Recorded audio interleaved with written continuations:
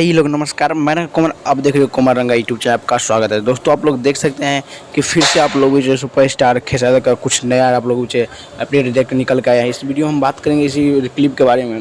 दोस्तों बने रहिएगा। बस बात करेंगे उससे पहले कि खेसारी यादव का एक अवैध फिल्म बहुत ही ज़्यादा आप लोग बीच में आएगा नहीं, सॉरी, आप लोग में शूटिंग चालू होने वाला अवैध फिल्म। इसमें आप लोग को बॉलीवुड के हिंदी डायरेक्टर या कोई है आप लोग बीच में, और गाना गाएगा हिंदी टाइप का ही उसमें रहेगा। तो आप लोग रेडी रहिएगा क्योंकि बहुत जल्द आप लोग उसका भी पहली लुक आ जाएगा देखने के लिए।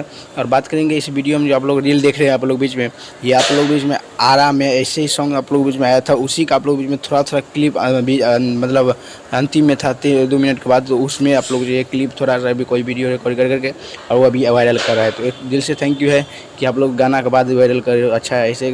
लेकिन आप लोग जो गाना से पहले नहीं करना चाहिए। मिलता हूँ आप लोगों से नेक्स्ट में, तब तक के लिए जय हिंद, जय भोजपुरी।